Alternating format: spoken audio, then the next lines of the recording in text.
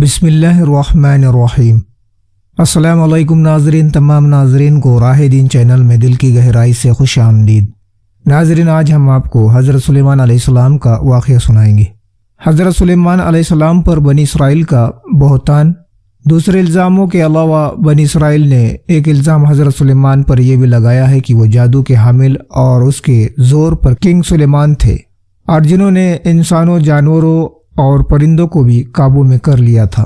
اس بارے میں قرآن عزیز نے واضح کیا ہے۔ ترجمہ: اور جب ان بنی اسرائیل کے پاس اللہ کی طرف سے رسول آیا جو تصدیق کر رہا ہے ان علمی کتابوں کی جو ان کے پاس ہے، جو لوگ بنی اسرائیل کتاب تورات دینے گئے تھے، انہوں نے اللہ کی کتاب تورات کو پیٹھ پیچھے ڈال دیا اور آپ کی سچائی کی خوشگواری کے بارے میں ایسے ہو گئے گویا وہ جانتے ہی نہیں۔ یہ تو وہ لوگ ہیں کہ انہوں نے سلیمان کے زمانے میں اس چیز کی پیروی اختیار کر لی تھی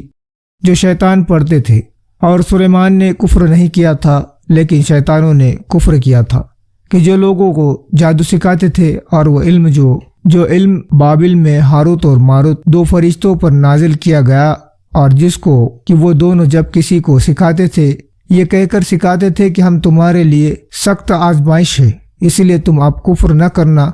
مگر وہ بنی اسرائیل ان دونوں سے بھی ایسی باتیں سیکھتے تھے کہ جس کے ذریعے سے میاں بیوی کے درمیان تقریر پیدا ہو جائے، حالانکہ یہ اس کے ذریعے سے اللہ کی مرضی کے بغیر کسی کو کچھ نقصان نہیں پہنچا سکتے تھے۔ البتہ وہ ایسی چیز سیکھتے تھے جو انجام کار ان کے نقصان پہنچانے والی ہے اور ان کو ہرگز نفع نہیں دیں گی۔ جس شخص نے اس شے سے جادو کو خریدا اس کے لیے آخرت میں کوئی حصہ نہیں ہے، اور ضرور وہ چیز بہت بری ہے جس کے بدلے میں انہوں نے اپنی جان بیچ ڈالی۔ کاش کہ وہ سمجھتے، یعنی وہ سمجھنے کے بعد اس سے بچتے اور وہ کام نہ کرتے جس کا نتیجہ برا ہے۔ اوپر کی آیاتوں میں جن حقیقتوں کو واضح کیا گیا ہے ان کی تفسیر ہے۔ تفسیر لکھنے والے الگ الگ ذوق رکھتے ہیں، چنانچہ اس سلسلے کی تفسیر میں ہم نے ترجمے میں عام تفسیر سے جدا راستہ اختیار کیا ہے، جو اللہ کی آیاتوں میں ایک آیات آج کے محقق تحقیق کرنے والے علامہ محمد انور شاہ نصر اللہ مقدوہ کی تحقیق سے لی گئی ہے۔ حضرت استاد کی تفسیر کا خلاصہ یہ ہے: جب بنی اسرائیل کو شیطان نے جادو دکھا کر گمراہ کر دیا اور وہ شیطان کو غیب دہ یقین کرنے لگے، اور وہ یہ زمانہ تھا کہ حضرت سلیمان علیہ السلام کی وفات ہو چکی تھی اور اس وقت ان کے درمیان اللہ کا کوئی نبی موجود نہیں تھا، تو بنی اسرائیل کو ہدایت کا راستہ دکھانے اور سنبھالنے کے لیے اس موجزانہ طریقے سے جو صدیوں سے ان کے لیے اللہ تعالیٰ کی طرف سے وراثت والی سنت بنا ہوا تھا، ہاروت ماروت دو فرشتے آسمان سے نازل کیے گئے، اور انہوں نے بنی اسرائیل کو تورات سے لیے گئے اللہ کی صفتوں کے ناموں کے بھید بھرے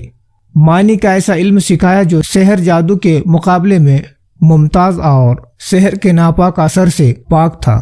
اور اس وجہ سے ایک اسرائیلی آسانی سے یہ سمجھ سکتا تھا کہ یہ جادو ہے اور علمی علم الاسرار ہے۔ اور جب یہ فرشتے بنی اسرائیل کو یہ علم سکھاتے تو پھر ان کو نصیحت کرتے، جبکہ تم پر اصل حقیقت کھلی گئی ہے، تم نے حق اور باطل کے درمیان آنکھوں سے دیکھا، مشاہدہ کر لیا، تو اللہ کی کتاب کے علم کو پیٹھ پیچھے ڈال کر پھر بھی جادو کی طرف رجوع کرو گے تو تم بے شبہ کافر ہو جاؤ گے، کیونکہ اللہ کی حجت تم پر تمام ہو گئی ہے اور تمہارے لیے کوئی عذر باقی نہیں رہا۔ گویا ہمارا وجود تمہارے لیے ایک آزمائش ہے